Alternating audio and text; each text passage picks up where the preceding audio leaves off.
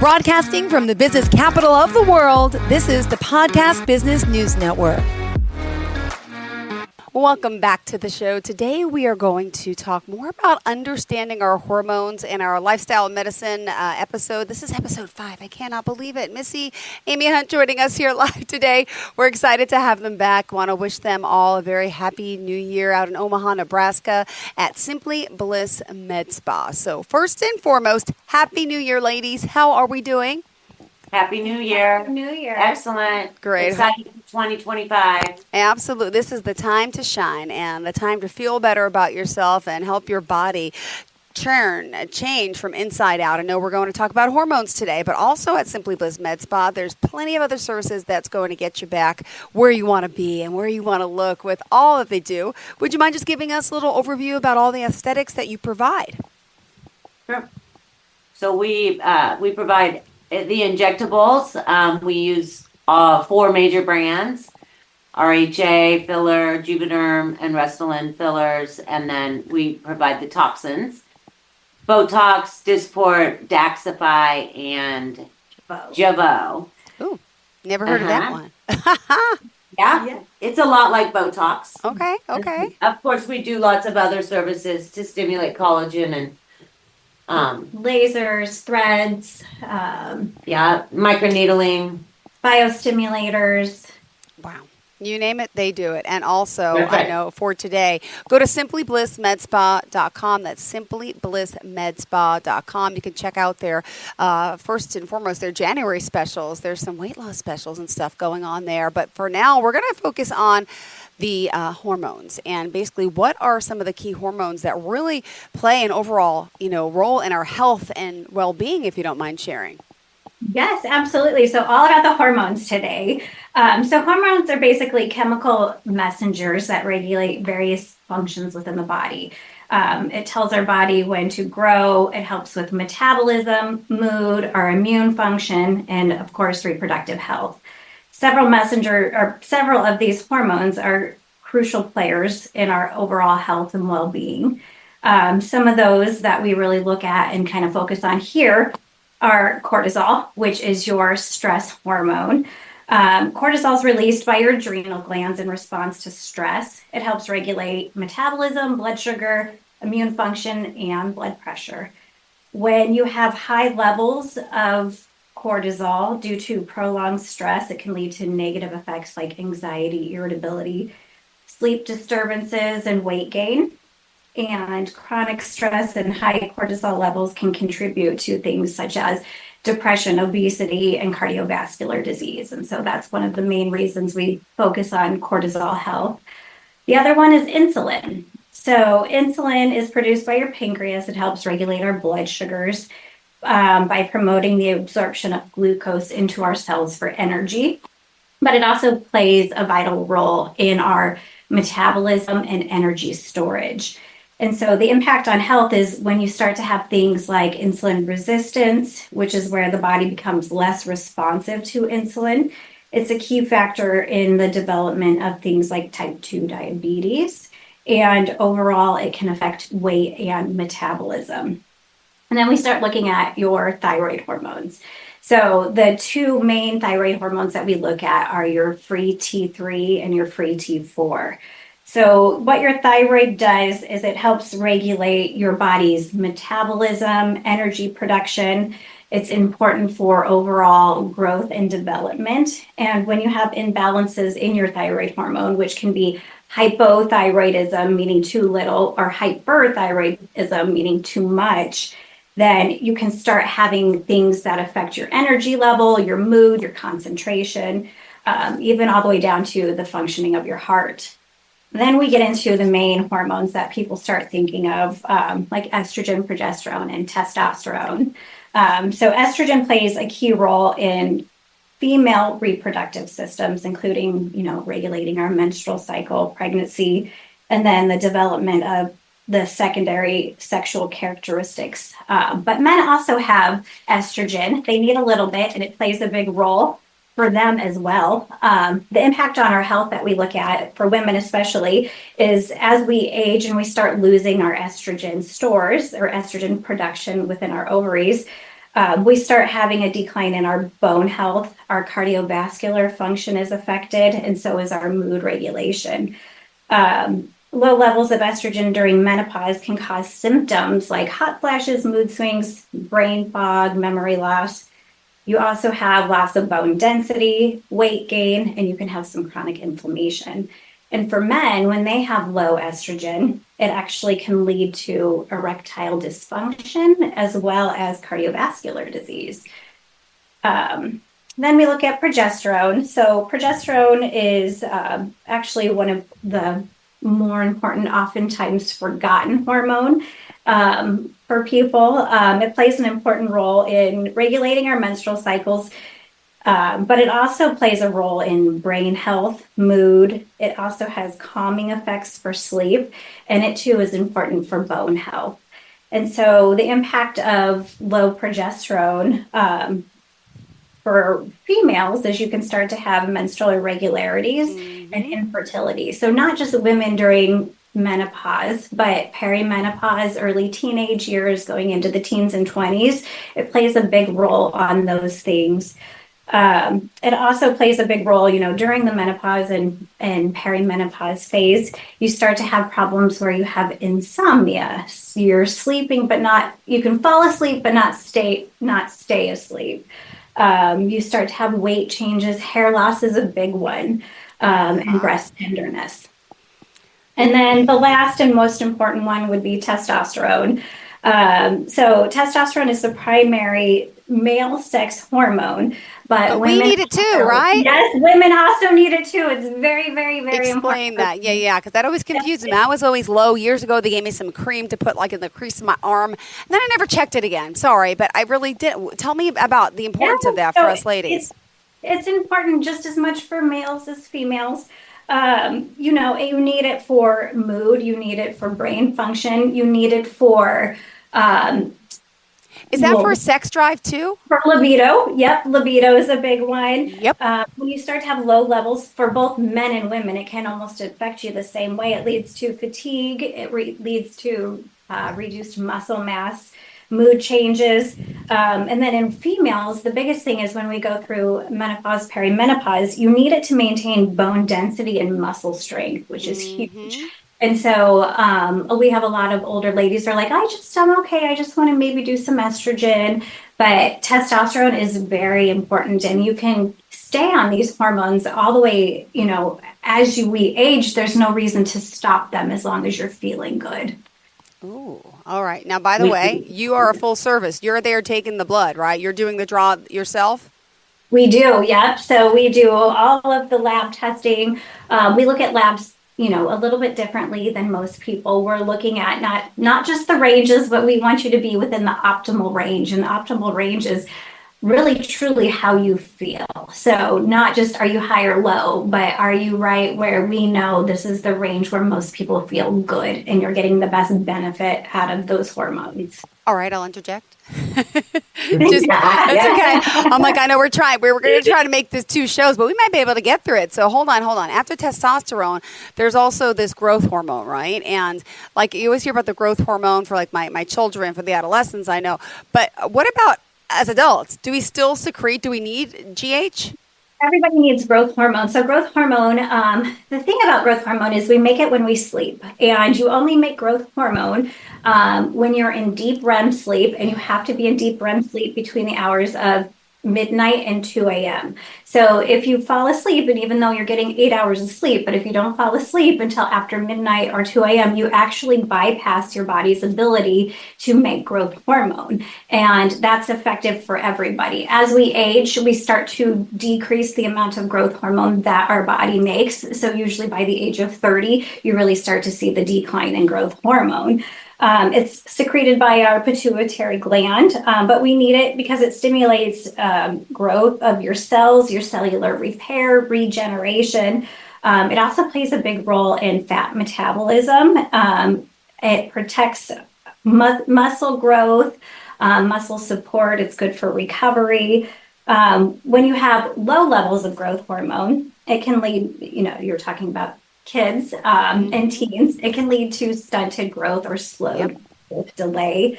But in adults, you start to see a decrease of muscle tone, and you start to see increased fat accumulations in adults. And so those are the things that we kind of watch for. So we have a lot of growth hormone releasing peptides that we use. I was going to ask, so do you actually, Yep. are you able to give the same exact thing, or is it something that stimulates the growth to the pituitary gland? How does that work? The growth hormone that you would use for people who truly need it. So my son, for example, actually has growth hormone deficiency. So we are giving him growth hormone. And how old is he? To help him. He's 15. Okay. But he is very small for his age. And so we're trying to stimulate him for growth.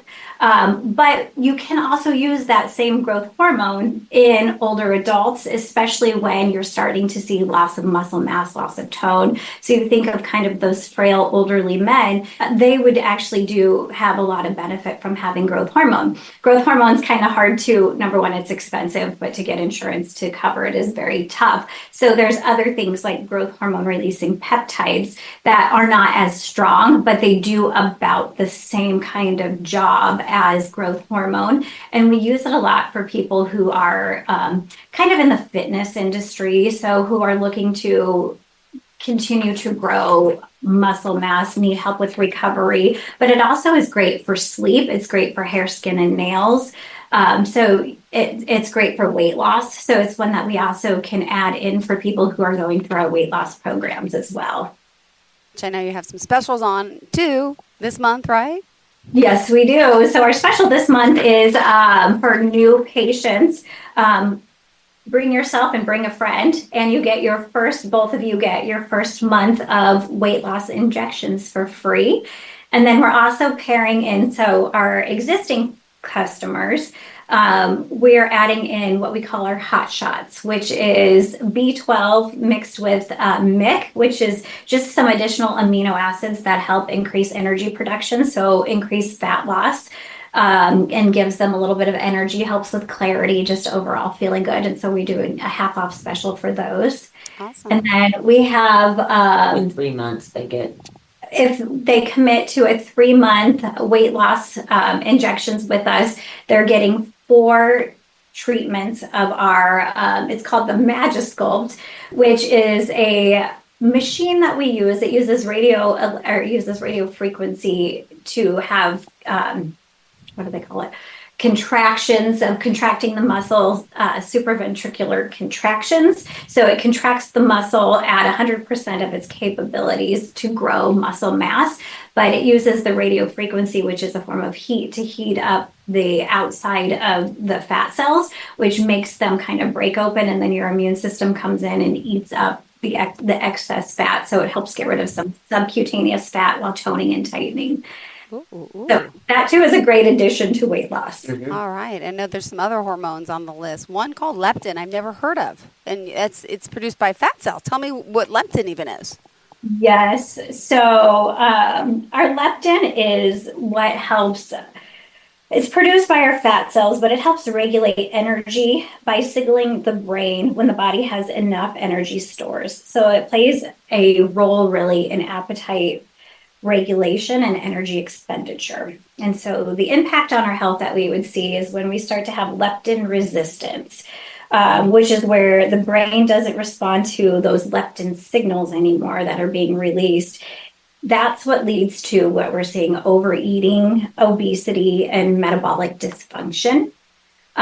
So when we talk about obesity being a chronic illness or a chronic disease that needs medications sometimes to make the body work the way that it's supposed to, it's because that signaling is lost in there.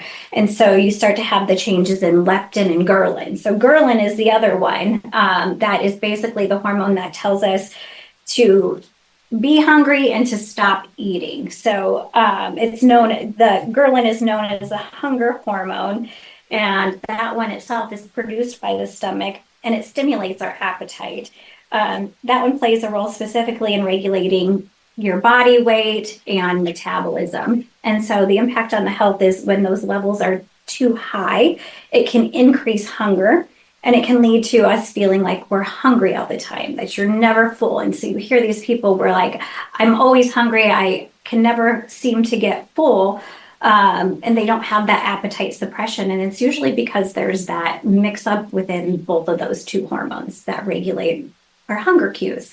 We'll move on to the next. Obviously, we're here today talking with the ladies, Amy and Missy from Simply Bliss Med Spa and Wellness. And don't forget to go to the website, simplyblissmedspa.com. You can check out all their information, see their specials for the month. And if you are interested in visiting them, of course, they're located in Omaha, Nebraska. And we're excited today to be talking about health from really the inside out, in a sense. We're working on improving, what's going on internally. And they're doing their own lab work there and helping you with all these hormones we are talking about, and some that I'm learning, some I can't pronounce, but oxytocin is the next one. I know that one. Yes. That's the love hormone. Yep. It's the love hormone. Yes. It's released during childbirth, usually breastfeeding, but it's also a bonding hormone. It plays a role, with women for maternal bonding, but it also plays a role in social relationships and emotional regulation. When oxytocin is low, I guess I should say the impact on health is that oxytocin can actually reduce stress and promote feelings of trust and bonding. But those levels, along with all of our hormones, when they're low, you don't have enough of that oxytocin. And sometimes that's truly what causes people to have trouble with connecting in relationships, struggle with bonding and things like that. But it's also a nice one for couples who are coming in. And usually when we have oxytocin, we want to make sure we do it with the right people, because you can promote some bonding in places that wouldn't necessarily be a good thing. So everybody has to be on board with that one. But that's kind of a nice one, especially during February, that a lot of times we will do some specials on for the month of love. For Cupid, the guy with the arrows, coming next for us, we hope. We may need some help, though, kickstart with that hormone, though, for sure. And what about for sleep? And you always hear about melatonin. And that one I think everyone hears about, and you could take it over the counter, but you get it for from some foods, right? Yep, you can get it from some foods. You can get it over the counter. It's often a misunderstood hormone, and that a lot of people, there's different studies that say things like, oh, you don't want to take it because you get too much and you turn off your own body's production, which is not necessarily true. Melatonin is produced by our pineal gland in response to darkness. It helps regulate our sleep-wake cycle. And so it's very important for sleep. It plays a key role in promoting sleep and maintaining your circadian rhythm. So a lot of times when we have people come in who they can't sleep, sometimes it is just something as simple as they need some melatonin, but sometimes it's progesterone levels are off, testosterone levels are off. And so they all play a key role when you're regulating it, because it's all a big symphony and it all has to work in unison with each other. Impacts of having a disrupted melatonin production is typically you see people from having poor sleep habits, people who work overnight shifts, night shifts, people who have jet lag, and all of these things can lead to chronic sleep disorders, fatigue. It can also cause a weakened immune system. So it's definitely one that sleep's a big deal. Sleep also helps regulate all of your hormones. So if you're not sleeping, then none of your hormones are going to be balanced. And so that's a big deal. We always get people in here, we want them to sleep. Yeah. It's very important. Well, also tapping, going on to the next on the list, I should say, it's tap over to vitamin D. I always hear, well, I should take my calcium with vitamin D. I don't understand why or what that means, but you're going to explain a little bit about the importance of vitamin D as well, because that's not a hormone, right? But it's not a hormone technically, but it acts like a hormone in the body. So it does help regulate calcium. So that's why they always say take it with calcium. But it helps regulate calcium and phosphate balance, and it supports bone health and immune function. It's also very important for our mood health as well. And when you have it at levels that are appropriate, so I like my people, their vitamin D needs to be between 80 and 100. And when you get it up that high, that's going to help with regulating mood. It's also going to help with regulating chances for insulin resistance, or if you have insulin resistance, it helps there as well. When you have low vitamin D, It leads to, of course, like bone disorders, osteoporosis, but the biggest thing is weakened immunity, muscle weakness. It plays a big role, again, like I said, with mood regulation, and especially in the winter times when we're not outside, we're not getting that direct sunlight. You definitely need to supplement with vitamin D. And it has to be vitamin D3. Yeah, that's where I get confused too. Yeah, the D with the little 3. Tell me about that. And if you're taking anything over 5,000 international units, which you should be, you want to make sure you're pairing it with K2. So K2 just helps it stay within the cells and absorb a little bit quicker. D3 is just the active form, so it doesn't have to break down, because all of our hormones, they need extra things to help them break down so you get them in their active form. And so the D3 is already broken down so you can absorb it a lot faster. And then the K2 keeps it within the cells so you're actually getting all of what you need. Great. So again, it's maintaining a variety of all these, or balance, I should say. It is. It's a balance. Overall. And I just got to ask this, because how often should you be repeating your labs, right? Because bodies are changing, right? So do you come in for the labs and then you put them on a protocol of some sort, I'm assuming? And then when do you test again? Is it 6 months? Is it less? Is it? It depends on what we're doing, it's specifically for the patient. But typically, I usually recheck labs between 8 and 12 weeks. Oh, okay. And we do it every, 8 or 12 weeks, depending on if you're on injectables versus orals versus creams. Yeah. Some of them take a little bit longer for you to get the uptake and see the benefit of balancing out those hormones. But most of the time, it's every 12 weeks until we get to a steady state. And then once we're at a steady state and we're not making any more changes, then you can go 6 months. And sometimes, like if we're not making a lot of changes, I'll even let you go almost a whole year without doing labs. But, if things come up, if symptoms change, we're always checking labs to make sure that what we're doing is working. And if we have to make any changes from there, we do. Got it. Well, what about if our hormones are imbalanced and they're off? How is that affecting our energy and our mood? Oh, it plays a huge role in all of those things. So imbalanced hormones, they can have a profound effect on our energy levels, our mood, our overall quality of life, because our hormones are what regulate our critical body functions. Imbalances can manifest as within our energy levels, within our mood, within our quality of life. For example, low thyroid. So when we say low thyroid, that means hypothyroidism. The energy levels that we start to see, it can cause, or problems with energy level, I should say, causes fatigue, sluggishness, decreased stamina. You oftentimes have difficulty concentrating, which we say brain fog. And you have reduced physical endurance. You just don't have the energy or the cares to do the things that you once enjoyed doing. If you have the opposite end, which would be hyperthyroidism, so too much thyroid hormone, that can lead to hyperactivity, restlessness, fatigue due to the overstimulation of the body. And most of the time people say they feel wired and tired. They have difficulty relaxing and sleeping.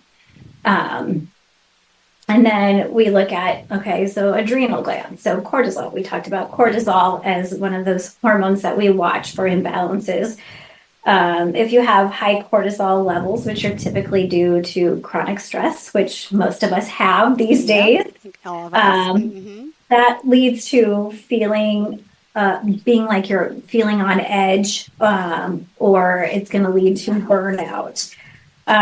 When you have low cortisol, it's the complete opposite, where you have extreme tiredness, lack of motivation, can't get out of bed. So you're not having those spikes of cortisol, which give you that energy. And then we look at things like insulin resistance and diabetes. Those two play a role in energy levels. So when we have, imbalances within our blood sugars, they cause energy crashes and fatigue throughout the day. Wow. And of course, our mood. Let's end on mood today, because I know we have a lot more to talk about, and it does affect the overall quality of life in general. But let's talk a little bit about mood, right? Because you mentioned estrogen and progesterone, and those are the things I know the gynecologist is testing for, but I don't really understand what that all means. Can you break it down for us? Yes, ma'am. So estrogen and progesterone are important for mood. Estrogen imbalances, they are the ones that are mainly contribute to mood swings, irritability, feelings of anxiety, even some depression. Low progesterone does the same thing. It can lead to anxiety, difficulty sleeping, and also exacerbate those mood issues. So a lot of times when we have females come in and they have had a hysterectomy, in the past, they were always told, well, because you don't have a uterus, you don't have to worry about taking progesterone. And that's actually not true. Progesterone is the calming hormone. It calms down. It's like the good sister to the bad sister. So estrogen can be our bad sister if it's not balanced correctly with progesterone. So you actually need them to balance out each other to get that synergistic effect. Yeah, my girlfriend had a hysterectomy, so I know she has to take all that stuff. I learned a little bit from her. Yes, and it's a big deal. And sleep is the biggest thing that you notice when those levels, both of them are off, but you also start to get hair loss. And so when you look at older ladies who have been in, post-menopause for many years and they have that thinning hair, it's typically because of low progesterone levels. And minoxidil can't cure everything. I've been trying. It hasn't helped me yet, but I've been on that now. Going to the it's fun, but it doesn't work. Testosterone, I know we touched upon. We'll bring that up again, but you mentioned low testosterone in men and women can also lead to that irritability, that depression, lack of motivation, and even sex drive too. And let's talk a little about thyroid and cortisol, if you don't mind. Yeah, so hypothyroid, we kind of talked about hypo and hyper. So hypothyroidism is often linked to depression, and hyperthyroidism is linked to anxiety and irritability. So definitely we need to be looking at both of those. And then cortisol levels. So again, high cortisol levels are going to contribute to anxiety, mood swings, while low cortisol are going to result in apathy and depression. So important to balance all of our hormones out. And then last but not least, we have our neurotransmitters, which are serotonin and dopamine. When you have any kind of hormonal imbalances, they can disrupt the production of these neurotransmitters, and that is going to affect your overall happiness and motivation. So that's why it's so important to look at everything as a whole symphony together. Everything needs to be working appropriately together, and that's why you need to come and see us and have a whole comprehensive lab panel drawn so we can dig into the reasons why you're not feeling like yourself. Beautiful. Thank you so much. Tell us quickly how we can reach you. I apologize. We're out of time. Tell us the website. You can reach us, yes, at simplyblissmedspa.com. We're also on Facebook and Instagram at Simply Bliss Med Spa. Omaha, Nebraska, our phone number is 402-502-9868. Thank you so much, ladies. Always a pleasure having you. Happy New Year again, and we'll finish this up next show, okay? Good topics, good conversation. You so much. Have a good day. Making me think, darn, I need to get this done. Thank you so much. Bye-bye.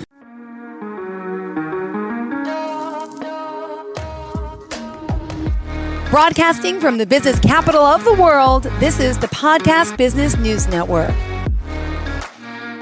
It's Thursday night, and you're grabbing drinks with some friends. Started off with a pitcher for the table, which quickly becomes two.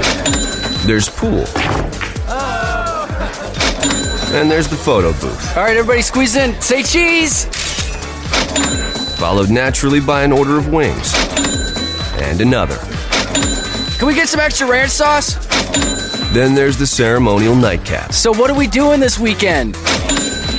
And lastly, it's back to the car, which, if you're buzzed,